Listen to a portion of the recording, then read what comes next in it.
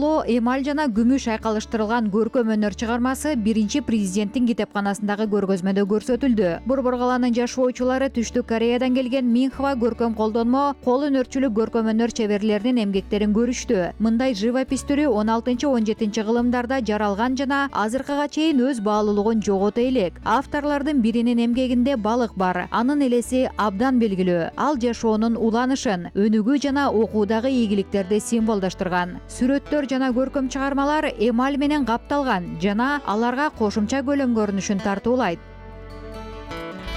이 전시회는 Минхва корей тилинен которгондо элдик живопись дегенди билдирет. Бул эмгектердин авторлору адаттагыдай атайын билими жок карапайым адамдар. Бирок аларды кесипкөй эмес деп айтуу дагы кыйын. Анткени бул көркөм өнөр жаралган доордо алардын эмгектерине падышалар менен ак сөөктөр тарабынан талап жогору болгон. Ал чыгармалар көргөзмөлөрдө жана үйлөрдө кооздук үчүн колдонулган. Алар терең мааниге ээ болгон. Эл аларды ийгилик, ден соолук алып келет деп ишенген. Мындай көргөзмө Казакстанда биринчи жолу өткөрүлүп жатат. Биз аны Казакстанда ушул жылы майрамдалып жаткан зор окуяга арноону чечтик. Ал Астананын 20 жылдык мааракеси.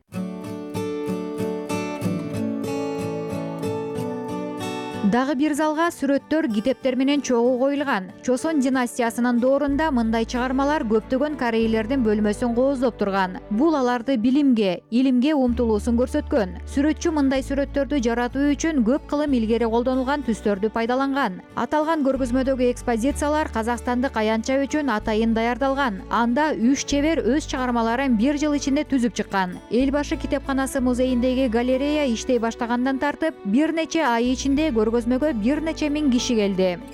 Тікелей елбасы кітапханасының мақсаты Биринчи президенттин китепканасынын максаты биздин өлкөдөгү мамлекеттик деңгээлде өткөрүлүп жаткан иш-чараларга катышуу. Биз мындай маданий долбоорлорду колдойбуз. Ушул сыяктуу көргөзмөлөрдү өткөрөбүз. Минхва көркөм өнөр сүрөттөр менен буюмдары бизде 2 ай бою көрсөтүлдү. Көрүүчүлөрдүн катарында ар кыл муундагы адамдар келди. Мектеп экскурсиялары болду. Карыялар дагы көрүштү. Анан албетте биздин көргөзмөлөргө баарынан жаштар көп келип көрөт. бастап және де біздің ардагерлер келеді. Соның арасында әрине көбінесе келетін жастар.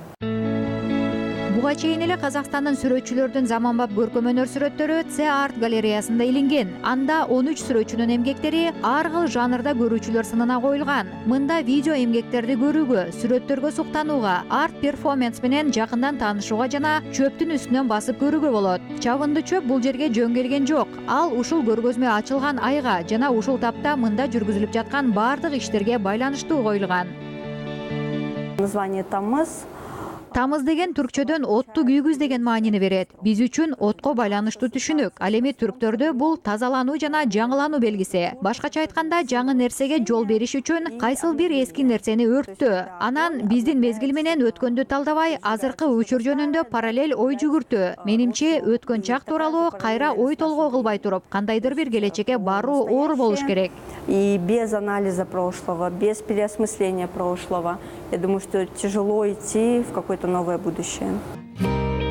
Галереянын көрүүчүлөрү Ахмет Ахмадияровдун жылаң аяк живопись сүрөтүн көрө алышат. Бул эмгекти чебер стоп ыкмасынын жардамы менен түзгөн. Аны түзүүнүн жүрүшүн бий сыяктуу элестетсе болот. Анын жыйынтыгында кендирге портрет пайда болот. Айтмакчы, бул сүрөткө карылар үйүндөгү чоң эне тартылган. Мында ошондой эле Сауле Сулейманованын эмгектерин дагы кезиктирүүгө болот. Сүрөт толугу менен полиэтилен баштыктардан түзүлгөн. Аны менен сүрөтчү элдин көңүлүн экология темасына бургусу келет. Дагы бир килем менен түзүлгөн перформанс конокторго заманбап көркөм өнөрдү түзүүдө каада салттардын абалына кайталап ой жүгүртүп көрүүнү сунуштайт. Я взяла в своем перформансе. Мен өзүмдүн перформансымда килемди колдондум жана аны кескилеп бөлдүм. Башкача айтканда, борбордук бөлүгүн ромб түрүндө калтырдым. Муну менен азыр биздин колдо болгон биздин маданий мурастар кайрадан ой жүгүртүүгө муктаж деген ойду билдиргим келди. Собственно, наше культурное наследие, то, которое мы сейчас имеем, оно нуждается в переосмыслении.